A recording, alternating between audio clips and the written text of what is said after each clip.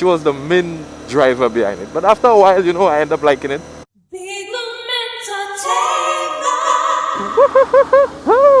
Ski. What's going on, beautiful people? Welcome once again to another Riding Partners episode. This morning, my riding partner is MARLON. What's going on, MARLON? I'm good, man. What's up? Well, you know, I'm cool and easy as the wind blows. Nice. This bike that you're riding, that's a Honda 250, that's correct? CBR 250? Yes, man. How long have you had it? Just about a couple of months, you know. Actually, that's not my bike, that's the madam's bike, you know. Ooh. And you're okay to use the bike, or? Yes, I'm okay. Alright, just checking. Yeah. How long have you been riding? Not too long. Really? Just about 4 or 5 months. And what drew you to riding? What made you want to go into riding? Well, actually, I never wanted to ride, huh? I had this fear of bikes, you know, but the madam was intrigued on riding. She even bought, that's actually her second bike.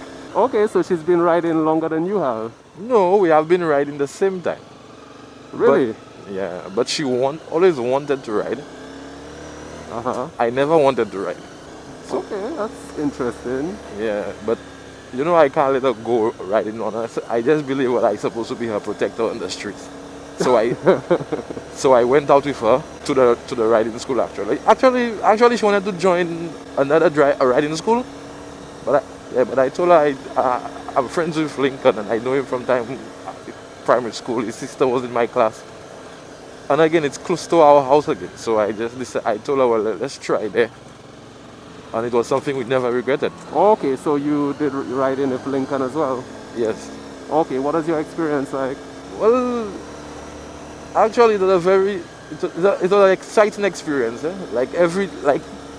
We used to. I think we actually exhausted Lincoln, you know, because he had classes Wednesdays, Saturdays, and Sundays, and I think we attended all days for months. For months, like we were like regulars for months.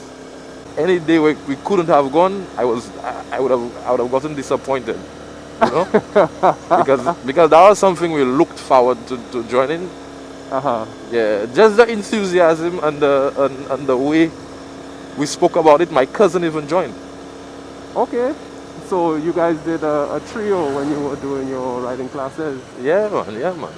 So in terms of from beginner till now, I mean, there were quite a few things you had to learn. So tell me about your first riding experience ever till, I guess, before your exam, some of the skills. What skills gave you the most difficulty? What skills were easiest? None of the skills were that difficult, you know, but I mean, you had to practice them to perfect them. The one that gave the most trouble was the hill starts, because based on the steepness of the hill, you'd have to play with the clutch a little more, you know, so. But other than that, everything was smooth sailing. It's just, since I didn't know how to ride, everything was new to me. So, and Lincoln made it very easy, especially with his knowledge in taking the corners, you know, how, like, leaning the bike. Me, right. as I already have my license, the bike license, and I'm riding on my own on the streets, you start to understand what you was taught, like how to take the corner effectively, how to lean the bike with your legs open, right. and actually to do not watch like down at the road, watch where you actually going, like watch the corner. It helps take the corners so much easier than you're watching down at the road. And I've seen Lincoln take corners, and man, he does it so smooth. Yeah, man. And he actually takes you out of your comfort zone, you know. So if you think you're okay, like tomorrow, like you have to, he keeps you wanting to come back, man. You breeze through your exam, and now you have the itch and the scratch to go riding. You have a bike. How often do you ride now? Well, I ride every week, at least once a week. Like once a week. Okay. Like on a Saturday. When I go to play basketball, I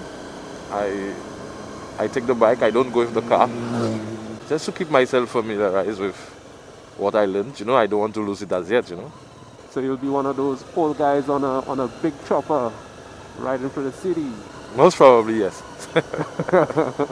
The other thing that made me like riding, when you're riding, especially on a Sunday or a day you have nothing doing, it's like a form of relaxation, you know. You ride and your mind is just at ease, you know.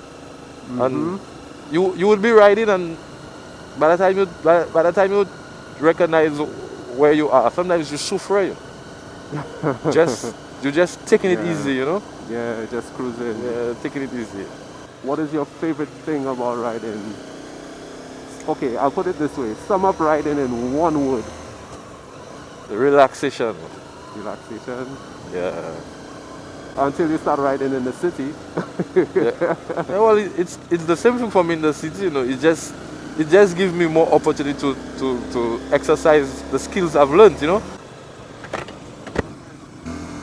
So you ride with the madam or? Yeah, 90% of the time we go to ride, the madam and I, we normally go, you know. Some people say it's sexy. Like the women, Yeah. they say they wouldn't mind they and their boyfriends going to ride, you know. So I'm setting a standard, you know, going to ride with the madam, you know. In that way, you know, you get yourself with less problems, you know. That is true. Yeah, because I wouldn't have to try to show off with no other person, you know, because it's just me and my madam. We cool with the speed we at, you know. Yeah, man. It's kind of a love thing, you know. Yeah. Like they have love on basketball, that's love on riding, man. Love and riding. Yeah, man. Alright, I like that. So you're gonna put that movie into production soon, or? Well, it's just a title for the movie producers, man. It's not for me. Yeah. Alright, not for you. Okay, here's another question. Riding with the madam. Does that mean that you guys ride one bike, so one is pillion, or each of you have a bike? We normally rent one from Lincoln, or sometimes we rent both from Lincoln, depending on the circumstances. Sometimes we don't feel like riding our bikes, you know. We feel like having twin bikes, you know. Twinsies. Twin, yeah, because Lincoln have some bikes that look alike, you know. So we roll out look alike, you know. Alright, rolling duplicates. Yeah, man. So you guys have duplicate helmets, and I don't see you have a jacket, so I assume you're about to purchase a jacket, right? Yeah, man. A whole riding kit. It's in the pipeline, you know. I want some stylish gears, you know. I want them dressed to fit. I want them tailor-made. Yeah. Alright, so you have a tailor, you know, booked up for that yet? Nah. You're gonna get that done in Italy? Yeah, man. Yeah, man. Right. And I just want to specify it's not tight, you know, it's right. Let the world know. Yeah, it's not tight fit, eh? It's right fit. Right. Yeah. I get you. You know, that's the first time I've been this far. Yeah, first time, eh? The last time I came here, the road was not like this, I can tell you that. The hiking trail for this particular area. Let's see what it looks like from the sky.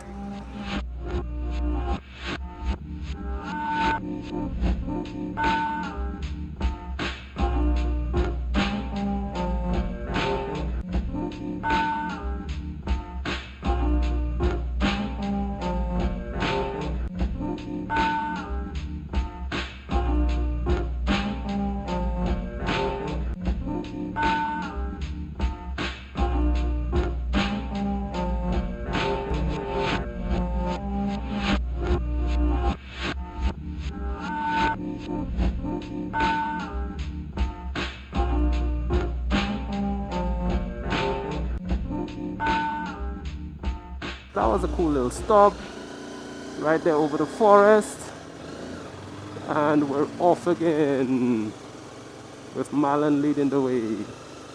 Yes, sir.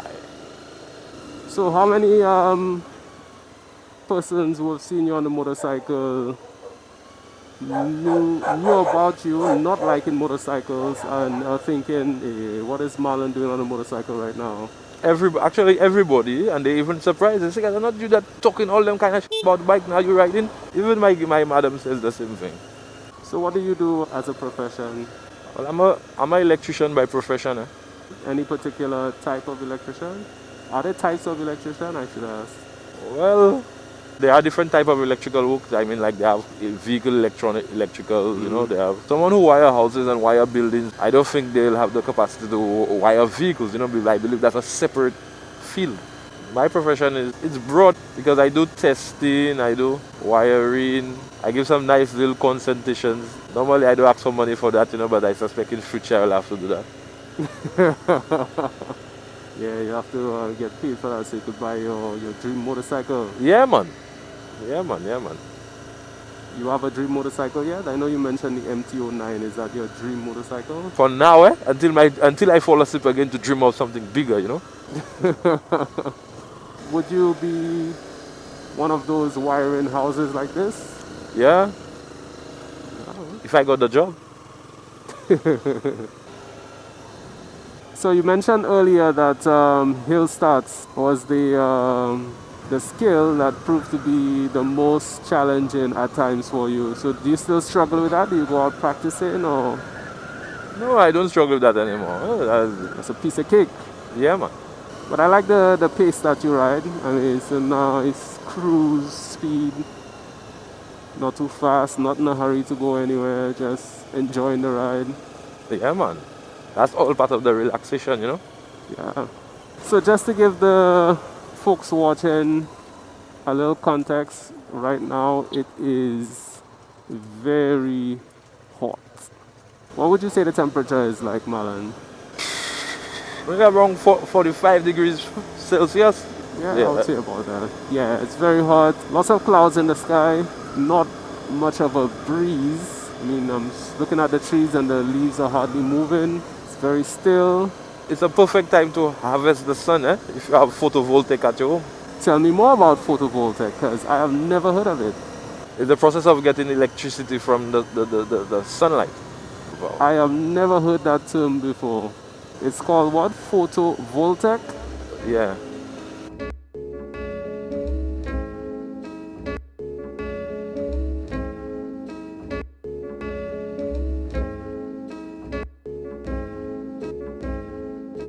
I have solar panels on my house and I'm generating my own electricity. Yeah. And I am not taking power from, let's say, a power station. Uh-huh. Why is it I would need to get certain approval and license? Yeah, the process is that's for only if your system has to tie to the grid of the power company. You need to adhere to their protocol, for lack of a better word, because you remember you tie into their grid, so they have their terms and whatnot. So when you generate your power, your excess will be sent back to the grid. Your meter will reverse the count, and then you get compensated based on how much you send back to the grid. A lot of companies don't actually compensate you. When I say compensate you, I mean like giving you monetary compensation. I'm talking about, because you use energy. So what happens is during the day you produce and you sell to them. Correct. But in the night you can't produce, so you have to use. So with a grid tie system, whatever you sell during the day, you end up using it and maybe more at night. So you find your bill is not always high, but it could be around zero-ish, or maybe you might have to pay maybe just a little bit. That means if your system is matched properly.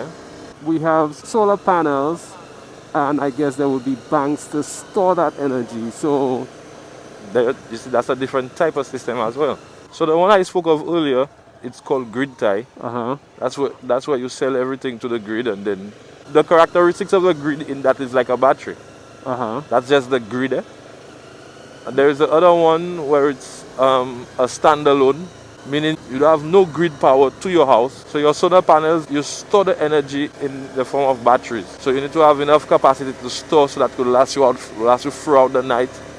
And maybe at least, some people say you need at least 3 days storage. So in time of a hurricane or whatnot, I mean you have at least 3 days of storage.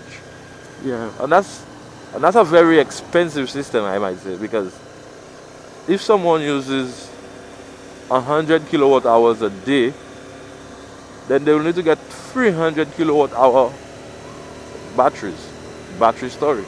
Wow. And that's a lot. So it's cheaper to just tie on the grid. And there is the best system in all, I believe, it's the hybrid systems. meaning they use all power produced. So you could have solar, you could have wind, you could have, and it also has the grid. It uses power from the grid, its final option. Like if you're not producing solar, Yeah. and you don't have maybe wind or generator, then it will take what is necessary from the grid Okay. Okay, to compensate. to compensate, right? I've had this discussion with quite a few guys, and I've said to them, I would prefer to do wind versus solar. What sayest thou?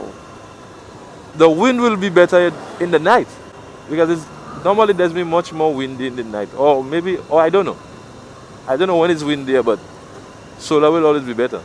So what if you get a solar panel to generate wind power via... But you'll still be wasting energy because you have to get the solar power to turn the turbine. Yeah. I believe the only way that could work is if the wind turbine is bigger. I don't know how that would work because the turbine needs to turn. Yeah, it needs to. If you could get a lower power to turn to get a greater power, I mean maybe that could work because you'll use the solar, have a motor to turn the turbine. The turbine has to generate way more because then it wouldn't make any sense because you would just be using energy to make less than what you. That's why I'm saying I don't know if that makes any kind of sense. All right, so hydro. That depends. If I have a generator and I could generate water from a falls like Niagara Falls, because Nikola Tesla made generators to generate power at Niagara Falls in Canada. And up to the light today, them things are still in use. I mean, the technology has been upgraded, I would believe. As long as you could turn the generator, you could generate, providing that you have your magnetic field. You see, that's much more complicated to explain to you, because as I tell you, the difficulty I have in is explaining that to you, Let me talk to somebody and it will be easier for me to explain if the person have a little electrical background. It doesn't have to be much, just a little. That's just basically it. You see that bucket thing there is a transformer.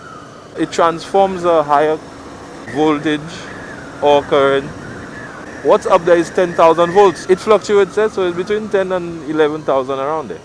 You don't have anything plugged at your home to use 10,000 volts. Okay. So there has to be something to make it usable. What happens is at the power plant there is actually generation. That's why they generate the power. But to transmit the power across the country, you need transformers to raise the voltage because you will have voltage. If it doesn't raise the voltage, then you'll have voltage drop because of the distance of the line. The distance of the line increases the resistance in the line, which decreases the voltage. Whoa, say that again. The distance of the line. The distance of the line increases the resistance of the line. Increases the resistance of the line. And then it reduces the voltage. So they produce 11,000 volts. The transformers step up the voltage from 11,000 to 66,000. And then the purpose of the substation now is to bring the voltage back down. So this one has 1, 2, 3 transformers. Why? Because it's 3 phases. 3 phases are basically 3 single phases which are 120 electrical degrees out of phase. Why? Never know that making sense to you. Not at all. Like this picture, the generator has to turn like 360 degrees, right? Yeah. So you have coils 120 degrees apart from each other. When the generator induces the power in one winding, one coil, when it passes over the other one, it induces the other one because they're 120 degrees apart from each other. Yeah, so that's the 3 phases. It's just 3 different coils getting powered up 120 degrees away from each other. A motor that uses 3 phases will have more power than a motor that uses 1 phase. I mean, it's obvious. You'll have 3 times the power coming to it. Although it's 3 phases, they have times the transformers are wired differently for even more power, I would feel. As I tell you, that's more of a technical kind of thing. You need to have some little background in electrical to make that make a little more sense to you. Even if you understand what I'm saying, like you will not grasp the importance or the significance. Yeah. I wouldn't say I have much of an electrical background, but I know the basics. But it's dark, I flip a switch, lights come on. If I flip the switch, the light doesn't come on, then the next step is to change the bulb. Anything beyond that, nah, I'll call the guy. I'm pretty sure a lot of people who are watching this Share that right same now, sentiment. this is how they are. I mean, there's always a guy. So guys, don't call me, call Marlon. Yeah man, he'll give you the hookup. So there's single phase, there's 3 phase, is there 2 phase or double phase? Yeah, in America they use 2 phases to derive at 220 volts, 2 single phases. Oh, okay. But they could still have something that uses 2 phases, you know. I mean, it's what the manufacturer makes. Yeah, true. Now I have a stove that I bought in the US at my house currently, and I cannot get the thing to stay on time. Yeah, because of the frequency. I don't think it will stay on time because of the frequency. Well, that's what I believe, eh? Because you know America is 60 hertz. But is there anything, I mean, not that I'm interested in that, but is there anything I can do to step up from 50 to 60 so my appliances can stay on time? Well, you need to buy a frequency converter. I don't think you'll want to know the price of that. And it doesn't make any sense, so I would advise you to buy either you buy them dual frequency, meaning like they could handle both 50 or 60 hertz. Honestly, I've learned so much from you because I've heard of dual voltage. I never knew there was dual frequency. Yeah, they have some thing that say 50/60 hertz. I feel that's how they make appliances now, you know. Well, Marlon, honestly, it has been a pleasure. You have educated me. Quite a few things you mentioned are things that I didn't know existed, or maybe I took for granted. But yeah, when you know these things, then you get to understand and appreciate the way your appliances at home and these other things work. Because you'll just plug your fridge, plug your this, plug your that, and you wouldn't care. Yeah, exactly. That's what I said. You just turn on a light switch and you know the light comes on. Yeah, but now as you know the way it works. But I appreciate you imparting your knowledge, and I'm certain a lot of people took from this conversation some things, if not a lot of things that they can use. Alright, Marlon, man, well, dude, all I can say is thank you so much for being an amazing riding partner. This has been the most educational riding partner episode. I hope you enjoyed the ride as well. Yeah, man. Hopefully we can do it again soon in the future. Anything you want to close? Say to the folks watching? To all the folks watching who wants to ride a bike, you can't go wrong when you go and check Lincoln, man. You get to learn more than you actually paying for. Because I think all the things I learned, I think I'm more old Lincoln. Eh? All the things I was taught there, I feel guys I have to just stop by Lincoln and give him a 2-3 classes extra, because based on what I've been hearing out there, other lecturers or other teachers, they just teach you exactly what you need to pass an exam. Imagine you're in a riding class and you're all countries teaching you to take corners. Right fit, man. Yeah, right fit, not the tight fit.